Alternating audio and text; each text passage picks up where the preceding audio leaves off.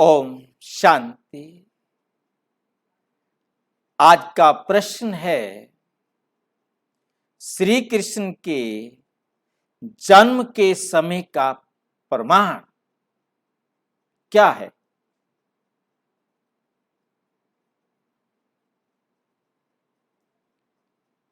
भक्ति मार्ग में भी श्री कृष्ण के जन्म को अब से 5000 साल पहले माना जाता है। अब स्वयं परमपिता परमात्मा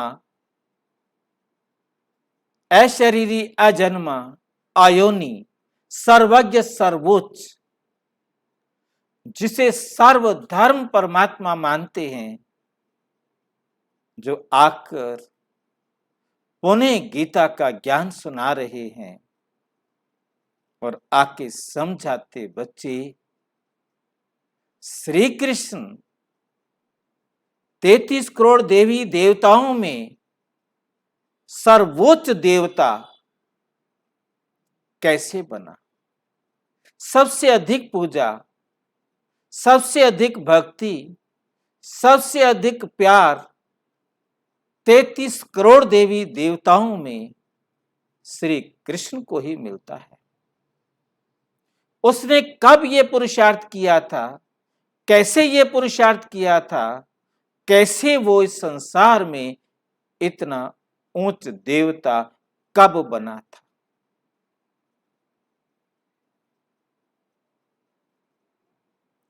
जिसके लिए एक हम सुनते हैं, पढ़ते हैं कि श्री कृष्ण पीपल के पत्ते पर अंगूठा चूसते हुए आया आखन तीज पर। फिर कहां गया पता ही नहीं, क्या हुआ पता ही नहीं, कहां से आया था ये एक आख्यान अनेक प्रश्नों को छोड़कर गया, परंतु इसका उत्तर कहीं भी अवेलेबल नहीं। और श्री कृष्ण के बाल और युवा अवस्था तक के चित्र मिलते हैं, परंतु प्रौढ़ अवस्था का, बुढ़ापे का कोई चित्र नहीं मिलता। क्यों? क्या हुआ? तो ये सारी बातें भक्ति मार्ग में हम सुनते आए, परंतु प्रश्नों के उत्तर नहीं मिले। फिर और ही सबसे बड़ी बात यह हुई कि कृष्ण पर बहुत सारे ऐसे दोष लगा दिए जो एक उपहास का विषय बन जाते कि कृष्ण माखन चुराता था। अरे भाई क्यों? कृष्ण मटकियां फोड़ता था। भाई क्यों? कभी भी ये प्रश्न हमारे सामने नहीं आया कि क्यों, इसका उत्तर क्या होगा। आखिर इसका कोई कारण तो होगा ना, कि ऐसा क्या हुआ कि श्री कृष्ण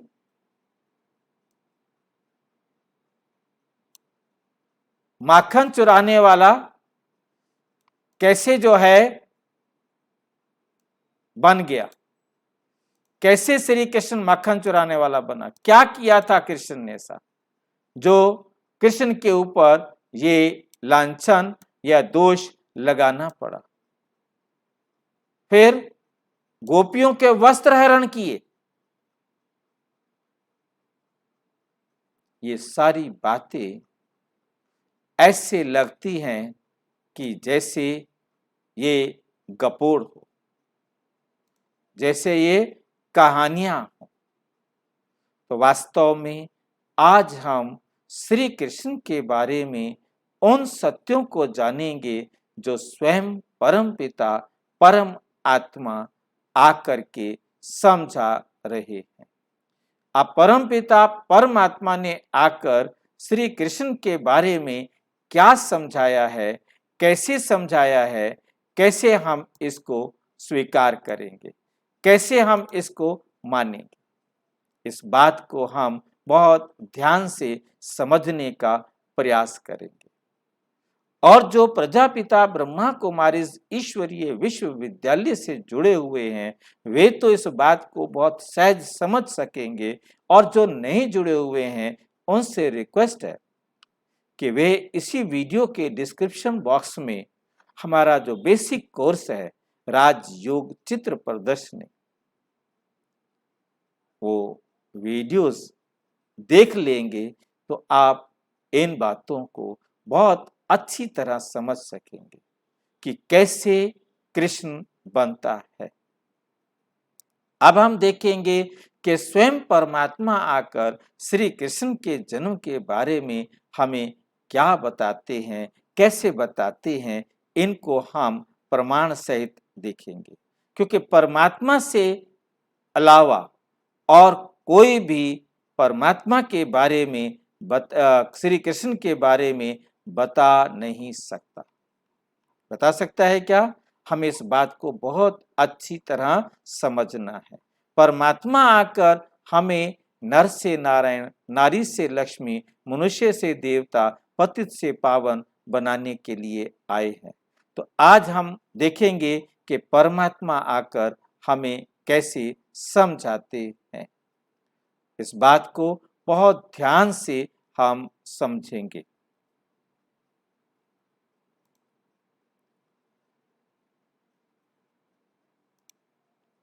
ये परमपिता परमात्मा ने परम धाम से आकर 3 मार्च 2020 3 मार्च 2020 को आकर समझाया, जिसमें मैंने जो विशेष है, जो आपको मैं विशेष दिखाना चाहता हूं, उसको मैंने हाईलाइट किया है।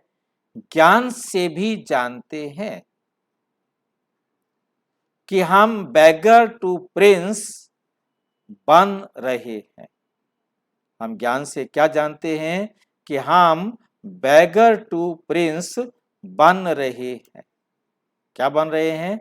Bagger to prince. इस बात को बहुत ध्यान से समझना है। ज्ञान से भी हम जानते हैं कि हम बैगर टू प्रिंस बन रहे हैं। हमारी एम ऑब्जेक्ट परमपिता परमात्मा परम धाम से आकर पढ़ा रहे हैं और बताते कि बच्चे, आपका एम ऑब्जेक्ट जो है वो है ही राधे कृष्ण बनने। ध्यान दीजिए,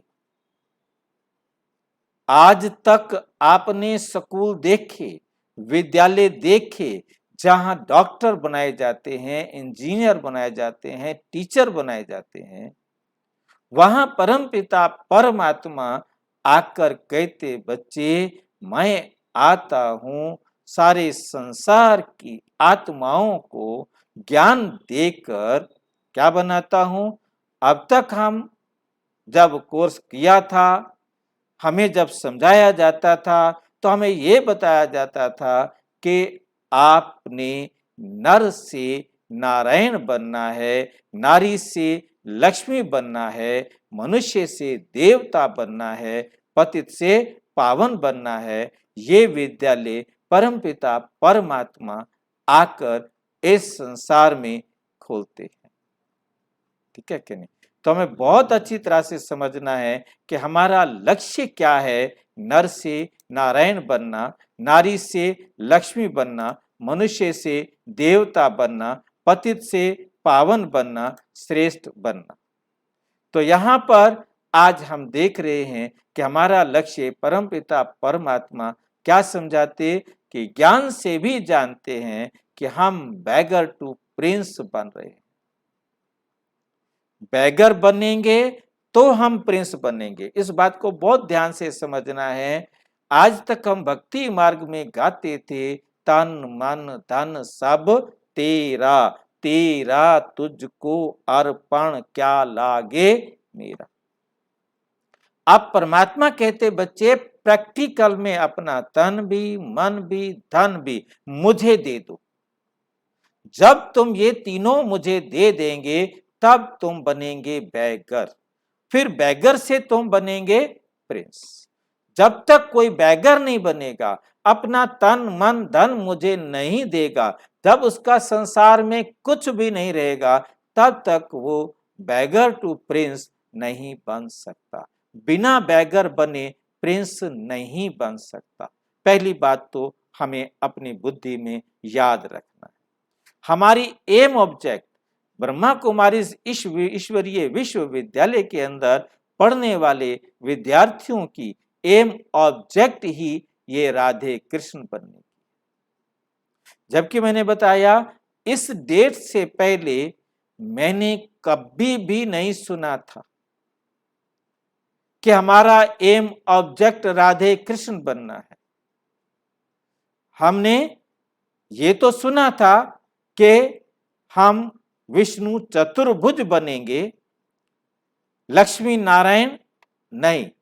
जबकि मुझे विशेषकर मैं अपनी बात कहूंगा कि 3 मार्च 2020 इस डेट से पहले मैं ये समझता था और सबको बताता था कि हमारा लक्ष्य है नर से नारायण, नारी से लक्ष्मी, मनुष्य से देवता बनना। परंतु 3 मार्च को 2020 को परमात्मा ने आके समझाया कि बच्चे, लक्ष्मी नारायण नहीं, लक्ष्मी नारायण नहीं, क्या बनना है? लक्ष्मी नारायण नहीं बनना। हमारा लक्ष्य है क्या बनने का? राधे कृष्ण बनने का। क्या बनना है? राधा कृष्ण बनना है, लक्ष्मी नारायण नहीं, राधे कृष्ण। क्योंकि पूरे 5000 वर्ष तो इनके ही कहेंगे, लक्ष्मी नारायण के 5000 वर्ष पूरे नहीं कहेंगे।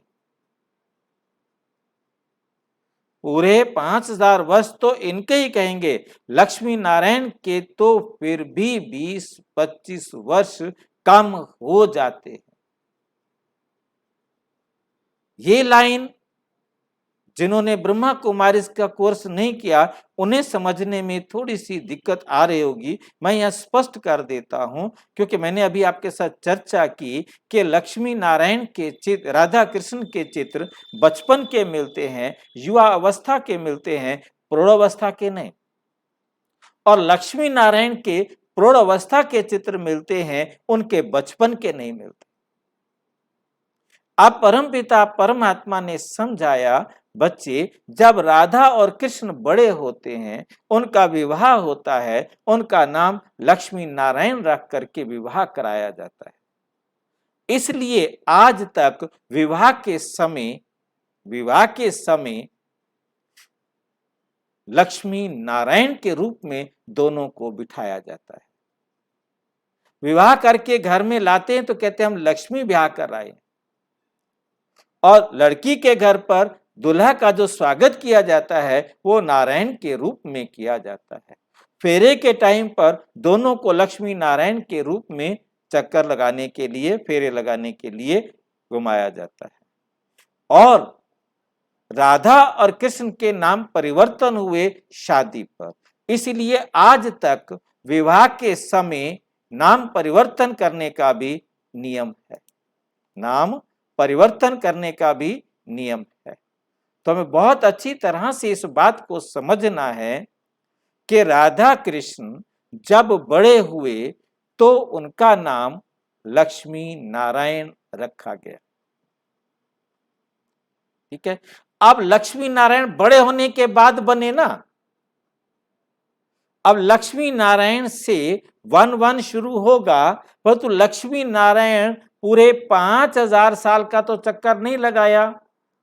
उनके 20-25 वर्ष का जो समय था वो तो कृष्ण के रूप में रहा। कृष्ण के पूरे 5000 वर्ष का चक्र होगा। इसलिए कृष्ण की महिमा नारायण से भी जास्ती है। कृष्ण की महिमा नारायण से भी जास्ती है। तो हमें बहुत अच्छी तरह से इस बात को समझना है, ठीक है। और दूसरी बात, फिर 9 मार्च को परमपिता परमात्मा ने कृष्ण के बारे में तीसरी बात समझाई। आज तक आपने कृष्ण के बचपन और युवा देखा, लक्ष्मी नारायण को हमेशा प्रौढ़ देखा, उनको कभी बूढ़ा नहीं देखा, बूढ़ा नहीं देखा, ठीक है क्या नहीं। अब परमात्मा आकर समझाते, ब्रह्मा को हमेशा बूढ़ा देखा है, अब ब्रह्मा बूढ़ा क्यों, क्या राज है इसके पीछे? तो परमपिता परमात्मा समझाते, मैं उन्हीं की भाषा में आपको समझा रहा हूं। इनको इनको मीन्स ब्रह्मा को भी बाप कहते हैं, प्रजापिता ब्रह्मा। हे कृष्ण की पुरानी तमो प्रधान आत्मा, परमपिता परमात्मा ब्रह्मा को कह रहे हैं, हे कृष्ण की पुरानी तमो प्रधान आत्मा, तुम अपने जन्मों को नहीं जानती हो, तुम अपने जन्मों को नहीं जानती हो, तुम कृष्ण थे, तुम कृष्ण थे तो सतो प्रधान थे, 84 जन्म लेते लेते अभी तुम तमो प्रधान बने हो। भिन्न भिन्न नाम तुम्हारे पड़े, क्योंकि 84 जन्म लिए, हर जन्म में तुम्हारा नाम अलग था, हर जन्म में तुम्हारा रूप अलग था। अब तुम्हारा नाम ब्रह्मा रखा है, अब तुम्हारा नाम ब्रह्मा रखा है, ब्रह्मा सो विष्णु व श्री कृष्ण बनेगा। मतलब कृष्ण की आत्मा 84 जन्म लेते लेते जब तमो प्रधान हो जाती है, पतित बन जाती है, तब उसका नाम ब्रह्मा रखा जाता है। कृष्ण की आत्मा का लास्ट जन्म ब्रह्मा के रूप में होता है, और ब्रह्मा सो विष्णु व श्री कृष्ण बनेगा। बात एक ही है, ब्रह्मा सो विष्णु, विष्णु सो ब्रह्मा। यह हम भक्ति मार्ग में भी सुनते थे कि ब्रह्मा से विष्णु बनेगा और विष्णु से ब्रह्मा बनेगा। परंतु ये कैसे बनते हैं, कब बनते हैं, क्या होता है ऐसा, ये तो सिवाय परम पिता परम आत्मा के और कोई समझा नहीं सकता था। तो अब परम पिता परमात्मा आकर समझाते कि बच्चे, सबसे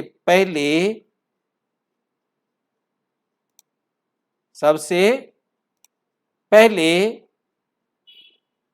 ब्रह्मा कैसे आया, किस प्रकार से, मतलब ये हमारे पास विष्णु या कृष्ण ब्रह्मा बना, इस बात को हम ध्यान से समझेंगे।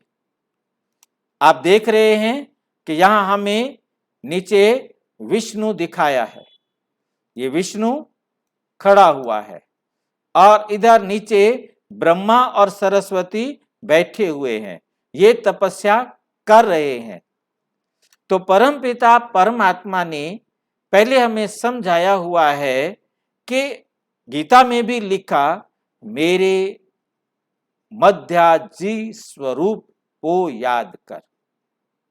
मध्याजी स्वरूप अर्थात मेरे विष्णु चतुर्भुज स्वरूप को याद करो, मेरे विष्णु चतुर्भुज स्वरूप को याद करो। तो हमें बहुत ध्यान से समझना है, ये है विष्णु का चतुर्भुज स्वरूप, जिसमें चारों हाथों में 4 अलंकार दिए। तो अब परमपिता परमात्मा आकर सत्य गीता ज्ञान समझाते हुए कहते, बच्चे तुम्हारा लक्ष्य है विष्णु चतुर्भुज बनना। पहले हमें लक्ष्य बताया गया था लक्ष्मी नारायण बनना। फिर मुझे समझ में आया, मुरलियों में बाबा ने ज्ञान सुनाते हुए समझाया कि बच्चे लक्ष्मी नारायण तो आप सतयुग में बनेंगे, परंतु अभी आपको बनना है विष्णु चतुर्भुज। ये अलंकार आपके हैं, ये हमने विष्णु को दे दिए हैं। विष्णु तो मात्र एक मॉडल है, आपको ही ये बनना है। कैसे बनना है उसके लिए बाबा ने समझाया कि आपने ये जो कमल का पुष्प लिया हुआ है, ये जो कमल का पुष्प लिया हुआ है, आपने कमल पुष्प समान पवित्र बनना है। फिर आपने ज्ञान का शंख बजाकर सारे संसार की आत्माओं को ज्ञान सुनाना है। स्वदर्शन चक्र चलाकर अपनी बुराइयों का गला काटना है और गदा लेकर हर वक्त अलर्ट रहना है। आपने किसी भी प्रकार से ऐसा संकल्प अपने पास नहीं आने देना जिससे किसी को दुख पहुंचे। जब आप ये चारों अलंकारों के अधिकारी बनेंगे तो आप विष्णु चतुर्भुज बनेंगे। इस मेरे स्वरूप को याद करने का मतलब इन चारों अलंकारों को अपने जीवन में धारण करना है। तो सबसे पहले इन अलंकारों को धारण किसने किया? उस कृष्ण वाली आत्मा ने, जो जन्म लेते लेते 84वें जन्म में दादा लेखराज और फिर प्रजापिता ब्रह्मा के रूप में आई। फिर आप देख रहे हैं कि यहाँ ब्रह्मा तपस्या कर रहा है और विष्णु चतुर्भुज इनके बीच में खड़ा है। तो सारे तपस्वियों के बीच में विष्णु चतुर्भुज को क्यों खड़ा किया? क्योंकि ये इन सब का लक्ष्य है और ये हम सब का लक्ष्य है। अब ध्यान से देखने वाली बात है कि आज हमने 3 मार्च को ये समझा कि हमारा लक्ष्य कृष्ण बनना है, हमारा लक्ष्य राधा कृष्ण बनना है। जब ये नई बात हो गई, अब हम देखते हैं कि राधा कृष्ण तो सतयुग में खड़े हैं। ये सतयुग के प्रथम राजकुमार और राजकुमारी हैं। अब विष्णु और कृष्ण का क्या संबंध है, इसे भी परमपिता परमात्मा समझाते, जिसको हमने अभी मुरली में देखा। तो ये ब्रह्मा जो नीचे बैठा है, ये यहां आकर ऊपर इस झाड़ के अंत में खड़ा है। अब चित्र 1 उसी चित्र में नीचे बैठा हुआ दिखाया, ऊपर यहां खड़ा हुआ दिखाया। यह खड़ा हुआ दिखाने के साथ इसके लिए लिखा साकार ब्रह्मा, नंदीगण जिसके ऊपर परमपिता परमात्मा शिव सवार होकर ये सत्य ज्ञान सुना रहे हैं, और ये इनके ही मुख से इनको बताया कि ये तुम्हारा अंतिम 84वां जन्म है। जिसको आपने देखा अभी मुरली के अंदर कहा इस बात को कि हे कृष्ण की आत्मा। आपने ध्यान से देखा, फिर मैं आपको दिखा देता हूं ताकि आप इसको अच्छी तरह से समझ सकेंगे कि परमपिता परमात्मा आकर कैसे हमें सारा राज जो है समझाते हैं।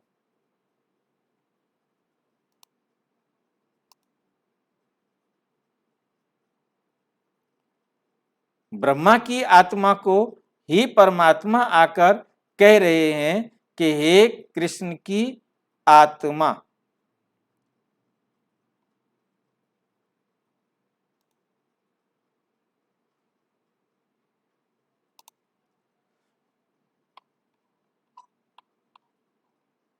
इनको मतलब ब्रह्मा को कह रहे हैं, ब्रह्मा को कह रहे हैं, हे कृष्ण की पुरानी तमो प्रधान आत्मा, तुम अपने जन्मों को नहीं जानती हो। तुम कृष्ण थे, तो सतो प्रधान थे, फिर 84 जन्म लेते लेते तुम तमो प्रधान बने हो, भिन्न भिन्न नाम रूप लेते तुम्हारे नाम पड़े, अभी तुम्हारा नाम ब्रह्मा रखा है। 84वें जन्म में बूढ़ा होने पर ही परमात्मा ने उनके शरीर का आधार लिया और उसका नाम ब्रह्मा रखा।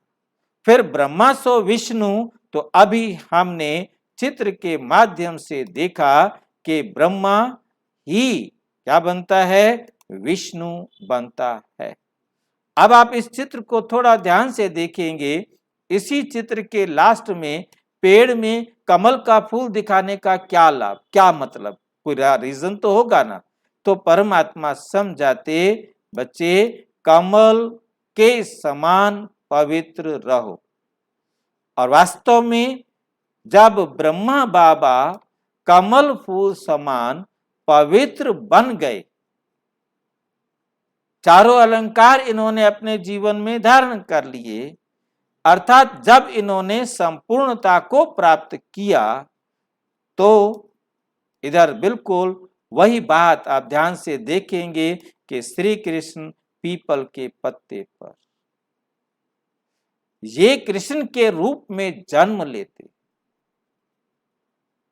जिसको शास्त्रों में दिखाया कि कृष्ण पीपल के पत्ते पर अंगूठा चूसता हुआ आया। तो यहां लिखा है बहुत अच्छी तरह से, सतयुग का प्रथम राजकुमार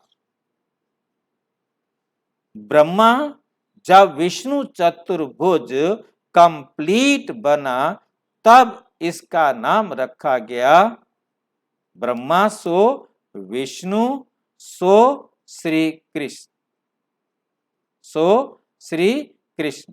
तो हम ध्यान से देखेंगे इसको, ब्रह्मा सो विष्णु व श्री कृष्ण बनेगा।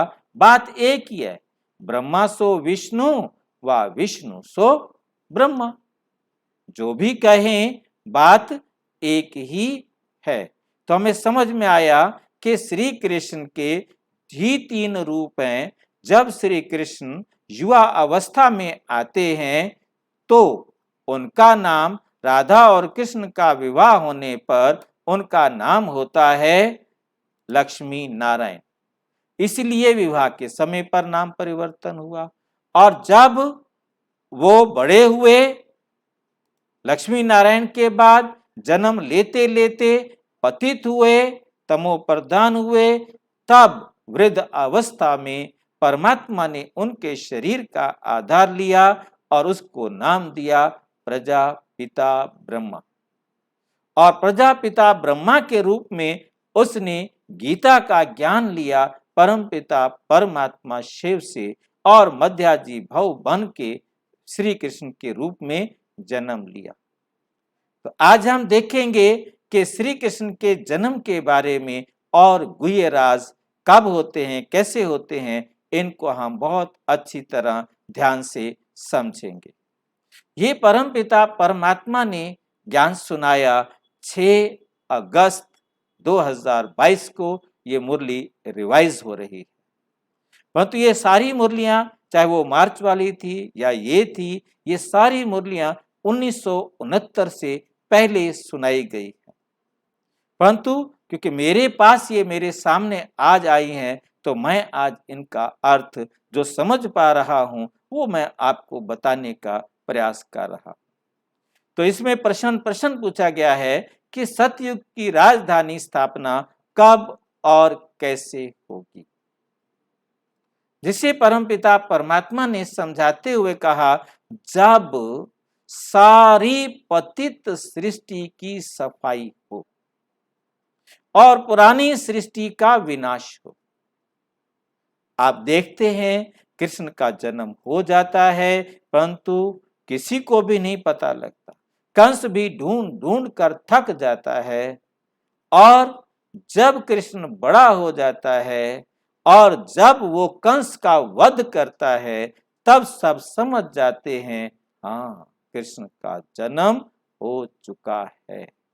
ठीक इसी प्रकार जब इस सारे संसार के अंदर चारों तरफ आज रावण का राज्य है, कंस का राज्य है, आसुरी दुनिया का राज्य है, ऐसे समय पर अब कृष्ण ने जन्म ले लिया है। लगभग श्री कृष्ण 22 वर्ष का हो चुका है।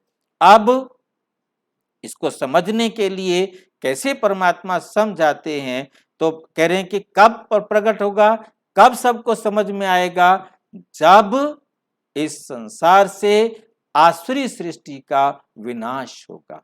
पुरानी सृष्टि का विनाश हो तब सतयुगी राजधानी की स्थापना होगी। इससे पहले कैसे हो जाएगी? उसके पहले कृष्ण को तैयारी करनी थी ना, तो कृष्ण ने भी तैयारी की। तो उसके पहले तुम्हें तैयार होना है, पावन बनना है। नई राजधानी का संवत तब शुरू होगा जब एक भी पतित नहीं रहेगा, अर्थात सारे कंस का मरना माना सारी आसुरी दुनिया का अंत होना। तो अभी इस सारी आसुरी दुनिया का अंत आप देखते हैं कि कृष्ण को भी दुनिया वाली कहानी के अंदर दिखाया गया कि गंधारी ने श्राप दिया कि हे कृष्ण, तुम चाहते तो मेरे इस युद्ध को रोक सकते थे, मेरे 2 परिवारों को बचा सकते थे। तो कृष्ण ने कहा, हाँ माते, मैं बचा सकता था, तुमने नहीं रोका ना। तुम मेरे दोनों कुलों के नाश करने के जिम्मेवार हो, इसलिए मैं तुम्हें श्राप देती। जैसे मेरे दोनों कुलों का अंत हुआ है, ऐसे ही सारे यदुवंश का भी नाश हो। तो कृष्ण कहते हैं, स्वीकार है मत। और यादवों के पेट से मूसल निकलते हैं और सारे यादव भी मर जाते हैं। कृष्ण को भी एक तीर लगता है, कृष्ण भी मर जाता है। अब यहां हमें बहुत अच्छी तरह से समझना है कि ये सारा राज अभी हम आगे पढ़ेंगे तो हम उसको समझेंगे। परमात्मा कहते बच्चे, अब ये जो तीसरा विश्व युद्ध होने जा रहा है, ये वही मुसल्स हैं जिनके चलने के बाद सारी कौरव सारे मर गए, यादव भी सारे मर गए और पांडव भी पहाड़ों पर चढ़ते चढ़ते गलकर मर गए। तो इसी बात को यहाँ पर समझाया है, इसको थोड़ा ध्यान से हम समझेंगे। तो राजधानी का संवत तब शुरू होगा जब इस धरती पर कोई भी असुर नहीं होंगे, पतित नहीं होंगे। यहां से संवत शुरू नहीं होगा, बल राधे कृष्ण का जन्म हो जाएगा। बहुत ध्यान से इस बात को समझना है कि राधे कृष्ण का जन्म हो जाएगा, लेकिन उस समय से सतयुग नहीं कहेंगे, उसको कहा जाता है संगम युग। उसको सतयुग नहीं कहेंगे, संगम युग। क्यों? क्योंकि एक तरफ कलयुग है, दूसरी तरफ सतयुग है, और कलयुग और सतयुग का ये संगम का समय है, इसलिए इसे सतयुग नहीं कहेंगे, इसे कहेंगे संगम युग। एक तरफ असुर हैं और एक तरफ देवता भी, एक तरफ वैकुंठ भी है और एक तरफ नरक भी है। ये नरक और वैकुंठ का संगम है। अब कृष्ण का जन्म हुआ, उसके लिए संगम का वो हिस्सा जब वो देवता है, उनके लिए वैकुंठ है, और संगम का दूसरा हिस्सा जो कलयुग है, सारी दुनिया दुखी है। ये वो समय है, वो आसुरी दुनिया में कृष्ण जन्म लेते हैं। जब वे लक्ष्मी नारायण के रूप में राजगद्दी पर बैठेंगे, मीन्स जब वो युवा हो जाएंगे और तब वो राजगद्दी पर बैठेंगे, तब 111 संवत शुरू होगा। तब तक आत्माएं आती जाती रहेंगी, मतलब आत्माएं परम धाम से आती रहती हैं। नियम है, इसको विस्तार से समझेंगे अलग वीडियो में, परंतु यहां सिर्फ शॉर्ट में इतनी सी बात समझनी है। आत्माएं आती अलग अलग अपने नंबर से हैं, जितनी पवित्रता उनमें होती है उतना पहले, जितना पवित्रता कम होती है उतना देर से। हर आत्मा यहां आने के बाद वापस घर नहीं जा सकती जब तक परमात्मा ना आए सबको वापस घर ले जाने के लिए। तो अब परमपिता परमात्मा आए हैं सारे संसार की आत्माओं को घर वापस ले जाने के लिए। तो ये समय है जब सारे संसार की पतित आत्माएं अपने घर वापस जाएंगी। ये सब विचार सागर मंथन करने की बातें हैं। गीत मतलब परमात्मा ने हमें बहुत अच्छी तरह से समझाया कि ये बातें बहुत ध्यान से समझने वाली हैं। और इसके बाद परमपिता परमात्मा ने इसी बात को बहुत विस्तार से समझाया आगे। इम्तिहान की रिजल्ट तो विनाश के समय निकलती है। जब विनाश होगा तभी उसका रिजल्ट निकलेगा। एक तरफ आसुरी दुनिया का अंत होगा और एक तरफ दैवी सृष्टि का आरंभ होगा। एक तरफ रिजल्ट निकलेगी और दूसरी तरफ विनाश शुरू होगा। फिर तो हाहाकार हो जाता है। फिर क्या हो जाता है? हाहाकार हो जाता है, बात मत पूछो। इसलिए विनाश होने के पहले, लड़ाई होने के पहले तैयार होना है। समझना चाहिए बाकी और क्या समय होगा, बाकी और क्या समय होगा, हमें बहुत अच्छी तरह से समझना चाहिए।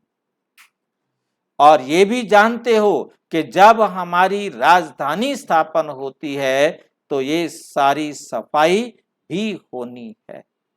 तुम पावन बनते रहते हो, वे है ही पतित, सब पतित खलास हो जाएंगे। सारे जो पतित हैं वो क्या हो जाएंगे? खलास हो जाएंगे, खत्म हो जाएंगे। हिसाब किताब चुकतू कर सब वापस जाएंगे, एक भी पतित ना रहे। तब कहेंगे पावन दुनिया। तुम इस समय ही पावन, इस समय तुम क्या हो? पावन, क्योंकि आपने ईश्वरीय ज्ञान से अपने आप को पावन बनाया है। परंतु दूसरी तरफ क्या है?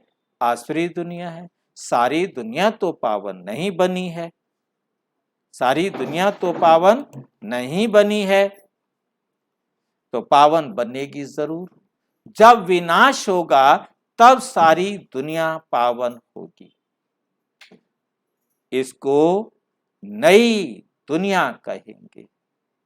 नई दुनिया का संवाद कोई पूछे तो समझाना चाहिए। जब महाराजा महारानी तख्त पर बैठते हैं तब नया संवत शुरू होता है। 111 नए संवत कब शुरू होता है? जब नारायण राज सिंहासन पर बैठते हैं। तब जब तक नया संवत शुरू हो तब तक पुराना जरूर कायम रहेगा। यहां से संवत शुरू नहीं होगा, कृष्ण के जन्म से संवत शुरू नहीं होगा। कृष्ण के जन्म से कृष्ण के 5000 वर्ष का समय शुरू होगा, जैसे हमने 9 मार्च की मुरली में देखा, शुरू होगा। और हम ब्राह्मण भल नए हैं, परंतु दुनिया अथवा सारी पृथ्वी थोड़ा ही नहीं है। अभी है संगम, एक तरफ है कलयुग और दूसरी तरफ है सतयुग।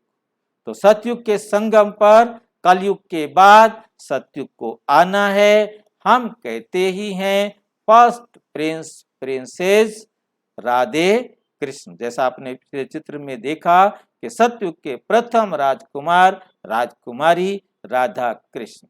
उस समय सतयुग नहीं कहेंगे। जब तक राधा कृष्ण हैं तब तक उसे सतयुग नहीं कहेंगे।